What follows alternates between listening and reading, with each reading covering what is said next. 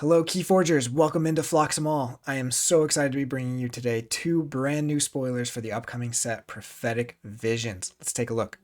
Prophetic Visions will be the 9th official Keyforge set to be released and the 4th released under Ghost Galaxy. It has just concluded its GameFound campaign, but if you are late and you're just seeing this now, you can still go and do a late pledge to make sure you are getting this as early as possible. And I promise you, you'll want to once you see some of these spoilers. Prophetic Visions as a set is doing multiple new things. The first one is it is introducing an 8th house to the set. We have never seen this before, who knows if we'll see it again, but House Redemption is coming in to essentially take the spot of Sanctum in some of the decks. This either or, but never both mechanic of these two houses highlights the ever-growing division between them that we're going to see play out more and more as we go into this year.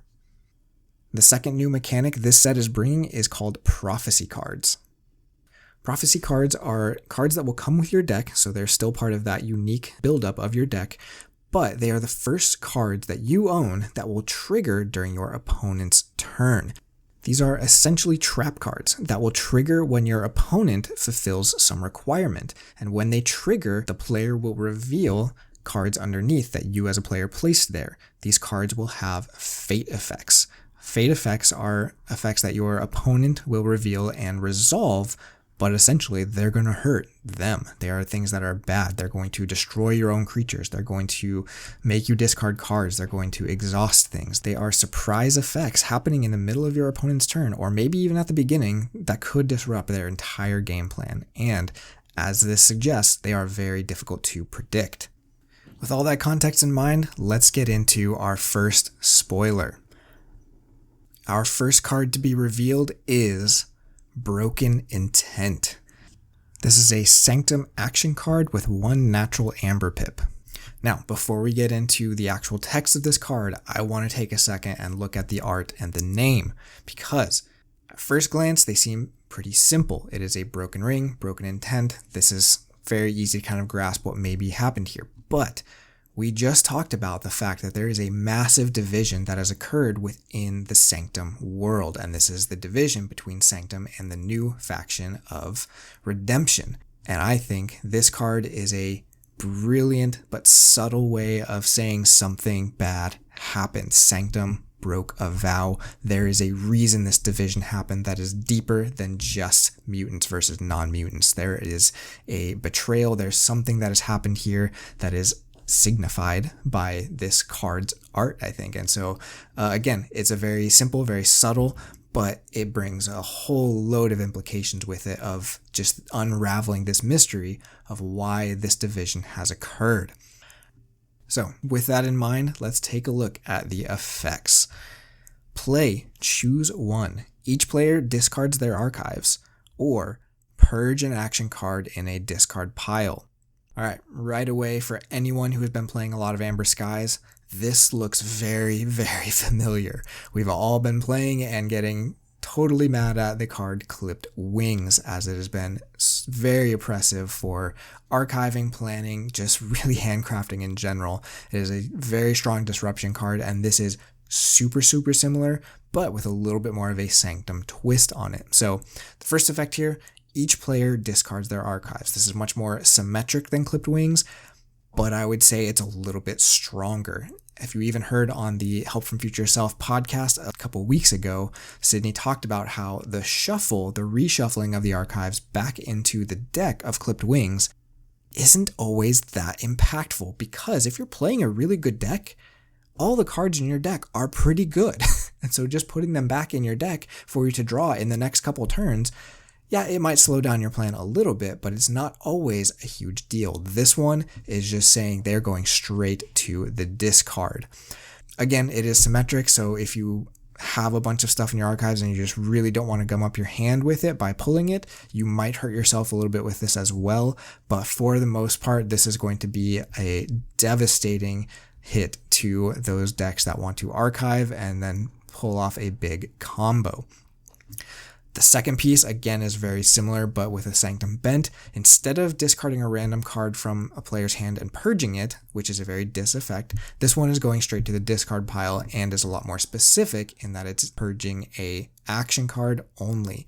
If we look back at some older Sanctum houses, we see things like Eye of Judgment, which is looking in the discard pile and purging a creature card. So this fits the Sanctum trope a little bit more. It's not disrupting the hand as much. It is just looking for those cards and saying, never again will you do this. Overall, this is a simple but very, very strong common action card for Sanctum. It's something that's going to really give them, hopefully, a leg to be more competitive. They are usually a little bit more board-based, a little bit less rushy or control-y. This gives them just one of those extra pieces to say, all of your efficiency isn't going to matter. You have to come face me on the ground, on the board. These combos are not going to do it for you. So, really like this card. Think it's going to be really strong and really scary for all of us who love our logos and archiving. So let me know what you think about this card in the comments below, and we'll go on to card number 2. All right, and card number 2, we have the Logos creature card, Bitbite. This is a 2-power AI creature. With this one, the art is a little bit less indicative of massive upheaval in the Crucible, but it is an awesome continuation on a slight theme we have seen of these AI creatures that get a physical form, but are also a little bit feral. We've seen this also with Code Monkey and RM Fuller, and now we've got a harmless little bunny rabbit. I will say though, I do love this art. I really like this artists and what they've been doing in some of the other cards. This is no exception. Very unique, very interesting, telling a little bit of a story of this AI energy based rabbit that is just wreaking havoc in the server room. A terrifying thought, but also just really, really fun. It also has these reds and blues that we're so used to seeing in logos. So overall, I love this art. The name is fun, and it's a continuation of a theme, which would be really fun for them to explore more in logos. Now let's take a look at the effects. So again, this is only a 2-power creature, so not the most survivable, but it has Skirmish. And so when you see Skirmish, you think, what does this want to be fighting? Well, its after fight effect actually makes fighting with it a lot more impactful than you would think at first glance. So after fight, put the creature Bitbite Fight into its owner's archives. I love this as an after fight effect. It's very, very specific. It's not great against everything, but the stuff that it is good against, it's very good against. So any kind of large creature that's hard to move, things that have destroyed effects that you don't want to trigger but you need to get off the board, this is a very simple way to just stall, get them back off of the board without triggering destroy effects. This can even get through things like wards because there is still the fight that happens. This is going to deal 2 damage first and then bounce the card. So captured amber that's hidden behind a ward, all kinds of things. This is a card that actually has a lot of removal potential. Again, if it can survive on the board with that 2 power. But, you know, it's not what we normally see in logos. A lot of the other cards we've seen in logos are actually very, very archive based, lots of kind of interesting off the top of the deck effects. This is doing something different to try and fill one of those auxiliary roles in logos to shore up some of its normal weaknesses. Now, for the second half of the text, we have a fate effect. As I said earlier, the way the fate effects are going to work is you're going to have prophecy cards. You will put a prophecy card into play or basically activate it. And when you do that, you'll put a card from your hand face down under it. That prophecy card will have some condition, whether it's forging a key or it's playing a certain amount of cards or it's shuffling your deck or whatever. Your opponent will trigger something that will cause them to trigger the prophecy. And when a prophecy is triggered, you reveal the cards underneath it and trigger all of the fate effects of cards underneath it. So this one is basically saying when your opponent triggers one of your prophecy cards that has this under there, you will get to archive the bottom card of your deck. You being the opponent referenced by the fate effect, because again, your opponent is triggering the fate effects. You are the ones who are putting those fate effects under the prophecy cards to get triggered by your opponent so that you get a benefit or they get hurt by it. Now, this is not a crazy effect, and I think that's fine because the creature is not something you're too sad about playing as a creature. It is just, if you need something or you have a very simple prophecy that your opponent is going to fulfill a lot, you might as well get the extra efficiency off of this. But what's really interesting is that it targets the bottom of your deck for the random archive. A lot of the other cards we've even seen spoiled so far from logos are very top of deck focused, and this one instead is looking at the bottom of the deck. Now, at this point, we don't know if this is to synergize with other logos cards that we haven't seen yet that might put things that you want on the bottom of your deck, or if this is really to counter effects like we've seen from specifically Unfathomable in a couple of the sets we've seen them in. They have a lot of cards that like to place cards either from your hand or from your discards or whatever on the bottom of your deck. And this, if that is a card that you need, this gives you the opportunity to get it right back and store it in your archives for later use.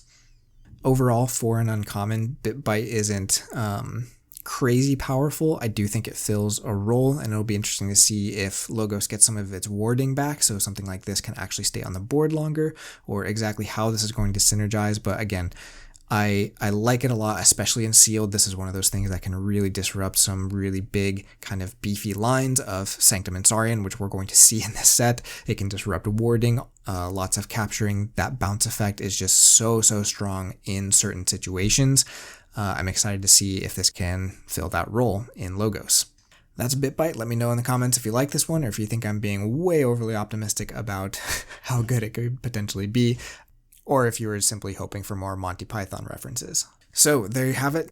One last time, if these spoilers got you excited about this set, if you're seeing this and thinking, man, I wish I had gotten in on this GameFound, again, you can go back to the GameFound and do a late pledge. The link is down below in the notes. Please go check that out. Or if you already pledged and are getting more excited about the set from seeing these spoilers, go to that link, add stuff to your pledge. Let's get this thing, and yeah, be on the lookout for this set as it starts to ship in the coming months. Thank you all so much for hanging out and watching. Again, my name is Orion. This is the Phlox'em channel. If you want to like and subscribe, we've also got a Twitch channel to check out all kinds of Keyforge content, and going to be doing a lot as this set rolls out. So very exciting times. We'll see you again next time on Phlox'em.